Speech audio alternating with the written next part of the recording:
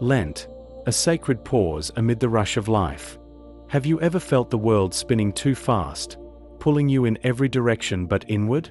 Lent is that quiet whisper, that gentle tug on your soul, inviting you to stop, to turn back, to yourself, and to God. It's not just a season on the calendar. It's a journey, a chance to step through a doorway into something deeper. But what exactly is Lent? And why does it matter? Lent is the 40 days leading up to Easter, a time of reflection, repentance, fasting, and prayer. For Christians around the world, it's a season to prepare the heart for the greatest celebration of faith, the resurrection of Jesus Christ. But those 40 days aren't random. They're a mirror of something ancient, something powerful, a story that begins in a desert, with a man facing the ultimate test of his spirit. Picture this: Jesus, the Son of God, stepping away from the crowds, leaving behind comfort and safety. He walks into the wilderness, where the sand burns and the silence deafens. For 40 days, he fasts, he prays, and he faces temptation head-on, the devil whispering doubts, offering power, testing his resolve. But Jesus doesn't waver. He emerges stronger, ready for his mission. That's the heartbeat of Lent, a season inspired by those 40 days, calling us to confront our own deserts, our own temptations, and to grow in faith. Those 40 days aren't about punishment or gloom. They're an invitation, a chance to strip away the noise and rediscover what matters. It's about fasting not just from food, but from distractions, praying not just with words, but with the heart, repenting not out of guilt, but out of a longing to be made new.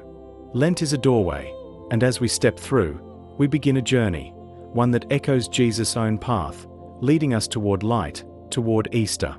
Let's walk together and uncover where this sacred season came from, and what it means for us today. To understand Lent, we need to travel back, far back, to the pages of the Bible, where the number 40 carries a weight all its own. It's a number tied to purification, to testing, to preparation.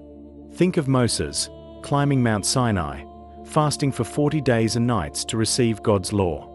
Or the Israelites, wandering 40 years in the desert, shedding their old ways to become a people of faith. Then there's Elijah, the prophet, trekking 40 days to Mount Horeb, seeking God's voice in the stillness. 40 isn't just a number, it's a rhythm of transformation. Now fast forward to Jesus. After his baptism, he enters the desert for 40 days, a deliberate echo of those ancient stories. But this time, it's personal. Alone, hungry, and tempted by Satan, Jesus faces every challenge we know too well: doubt, desire, pride. Yet he overcomes. His 40 days aren't just a test, they're a triumph, a preparation for the cross and the resurrection.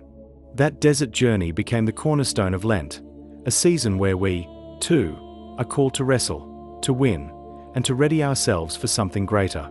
So how did this become a tradition? In the first centuries of Christianity, believers began preparing for Easter with fasting and prayer. It started small, a few days of penance for those being baptized. But by the 4th century, it grew into 40 days, mirroring Jesus' time in the wilderness. Then, in the 6th century, Pope Gregory the Great gave Lent its shape, a formal season of spiritual renewal leading to Easter. Ashes marked the start, a reminder of our frailty. Dust you are, and to dust you shall return. What began in the desert became a cornerstone of the Church. Over centuries, Lent took root, a shared journey for millions. It wasn't about rules, but about meaning, a time to step into the desert of the soul, to face what holds us back, and to emerge ready for Easter's joy. From Moses to Jesus, from catacombs to cathedrals, Lent's origin is a thread of faith woven through time, a call to prepare, to purify, to begin again. Lent isn't about giving up chocolate or coffee, though that might be part of it. It's deeper than that. It's a 40-day challenge, not of the body alone, but of the soul. Picture yourself standing at the edge of a desert, not a barren place, but a space where everything unnecessary falls away. Lent is that desert, a journey to shed what weighs you down, to uncover who you're meant to be, and to find God waiting there. Fasting is the first step, but it's not just about food. It's about letting go of habits that chain us: gossip, anger, endless scrolling. Then there's simplicity, living with less so we can give more, whether it's time, kindness, or love. And prayer, not just words, but a conversation with God, a chance to listen as much as we speak. Together, these weave a path of change, not on the outside, but within. Lent's heart is conversion, a word that sounds big, but means something simple: turning back to God. It's about washing the soul clean, not with water, but with honesty, with sorrow for what's wrong, and with hope for what can be. Those 40 days are a mirror, showing us our cracks, but also a promise that even broken things can hold light again. It's not punishment, it's healing. Think of it as a pilgrimage. Each day, you take a step, maybe small, maybe shaky, toward a faith that's brighter, stronger.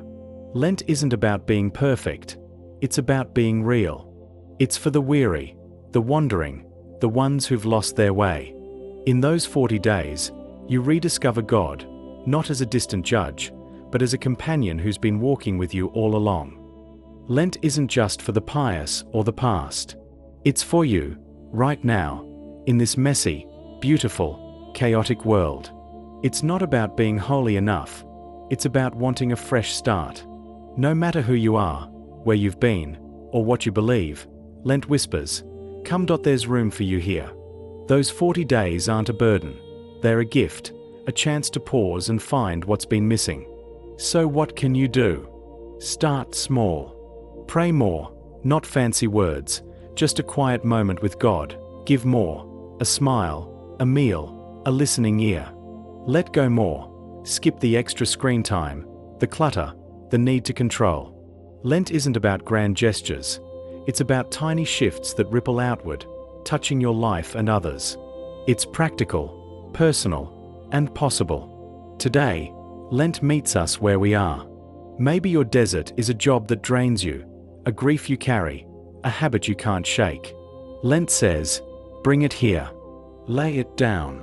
Trade the noise for stillness, the rush for rest. It's not about guilt, it's about freedom. 40 days to step back from what traps you and step toward what lifts you up. 40 days isn't a gap, it's a bridge, carrying you closer to God. You don't have to be perfect to start, you just have to begin. This Lent, take that first step. Listen to the quiet. Look for the light. Jesus walked his desert for you. Now he invites you to walk yours with him. Will you say yes? Those 40 days might just change everything.